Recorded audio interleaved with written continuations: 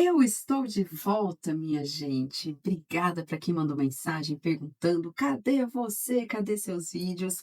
E já fica o convite para se inscrever, porque eu estou recomeçando aqui o canal para a gente falar sobre cultura, muitos assuntos bacana. E eu inauguro com uma super novidade, que é o lançamento da Política Nacional das Artes. Tem maneira melhor de recomeçar? Conto com você para distribuir esse vídeo, para mandar para os seus amigos e para conquistar seguidores novamente, para a gente falar assim no tete a tete sobre a cultura do Brasil e os momentos importantes que a gente está vivendo. Vamos lá, de Política Nacional das Artes, uma novidade esse ano foi lançada agora e eu vou falar um pouquinho para vocês o que é, o que muda, o que não muda, onde que está isso, é de comer, é de beber. E eu começo falando que é um decreto, pessoal, é um decreto presidencial, tá? Que foi, o número dele é 12.916. Foi promulgado em 30 de março agora de 2026. Não é aquela conquista junto ao Congresso, mas é um primeiro passo importante. Sabe o que que começou com o decreto? O decreto do fomento, que hoje é um marco regulatório do fomento, é uma lei que foi aprovada na Câmara, no Senado, tudo certinho. Começou com um decreto em 2023. Então, aí pode ser um caminho importante também para a gente ter uma nova lei da cultura, tá? Por enquanto é um decreto, mas vamos entender como é que fica, tá? Esse decreto, gente, essa política nacional, ela vem para complementar a importância do direito à cultura que está lá na Constituição Federal. A gente vem falando sobre isso, quem segue sabe que a cultura é um direito fundamental. E a gente tem que partir disso para fortalecer o nosso discurso, para conseguir recolocar a cultura e garantir o espaço importante que a cultura tem que ter nas políticas públicas, tá? E diz assim, ó, no artigo 2º desse decreto, presta atenção. Para fins do disposto neste decreto, consideram-se linguagens artísticas as diferentes formas de criação ou de expressão humana no campo das artes, tais como artes visuais, cinema, circo, dança, literatura, música e o teatro, tá? Então ele traz aí uma lista de linguagens específicas que são entendidas como linguagens artísticas que inicialmente vão receber aí o apoio desta nova Política Nacional das Artes. Beneficiários, ele explica no artigo 3º, que são os diversos grupos que compõem a população brasileira, tá? Então, os grupos que se expressam, né? Em especial os agentes culturais. E agentes culturais, gente, lembrando, até porque teve um edital recente aqui na minha cidade, e um colega meu perguntou quem é agente cultural, se era o pessoal da Secretaria de Cultura. Agente cultural somos nós que fazemos cultura, tá? Então é um conceito bem amplo que a gente vem falando há muito tempo, mas às vezes a gente esquece de explicar. Então, agente cultural é quem faz cultura, não necessariamente quem vive de cultura, mas quem expressa através da cultura. Pode ser da culinária, pode ser moda. Então, agentes culturais aí é bem amplo, tá? E cabe ao Estado garantir o pleno exercício dos direitos culturais, o acesso às fontes da cultura e apoio e incentivo à valorização e difusão das manifestações culturais, conforme o artigo 215 da Constituição. Então, ele está voltando lá a falar do artigo 215 da Constituição. E diz também no parágrafo primeiro que eu pulei, que os agentes culturais a que se refere o caput, né, o início ali, são reconhecidos como os principais promotores do direito de fruição das artes junto à população. Então, olha a importância dos agentes culturais, gente. É quem promove efetivamente o direito de fruição das artes junto à população.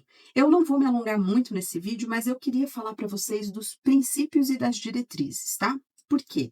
Porque os princípios, gente, são as guias fundamentais, né? O que direciona essa política? O que que eles entendem como mais importante? Então, vamos lá. Artigo 4º. Diversidade das expressões artístico-culturais, então garantir aí espaço para o nosso país, que é tão diverso, né?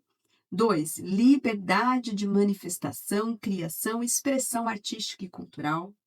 3, valorização da inventividade. Olha, fazia muito tempo que eu não via algo que colocasse ali em destaque a inventividade, né? 4, a territorialidade da produção e da fruição artísticas. Então, a gente está vendo aí um movimento muito grande de valorizar o que é produzido nos territórios, né, regionalmente, inclusive.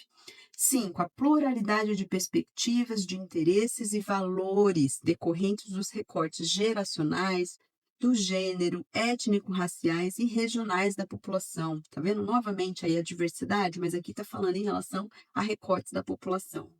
6, a inclusão e a acessibilidade.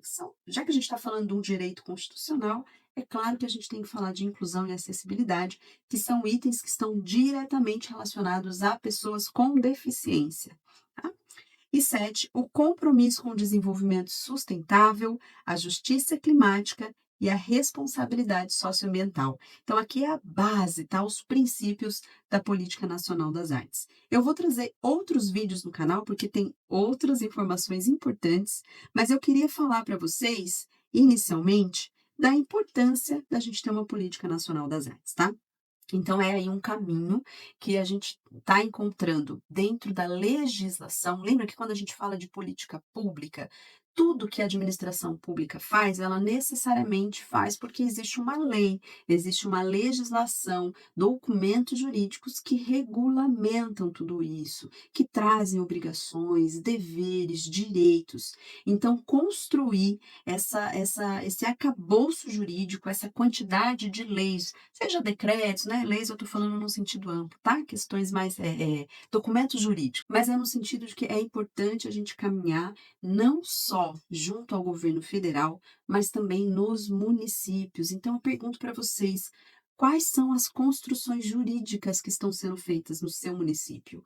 O que está sendo falado sobre direitos culturais? Quais documentos, decretos, leis estão sendo implementadas na sua cidade? Como é que está a sua articulação com os vereadores da sua cidade ou com a Secretaria de Cultura, porque tem muitas leis que devem ser propostas pelo executivo, né, que seria pelo prefeito e não necessariamente pelos vereadores.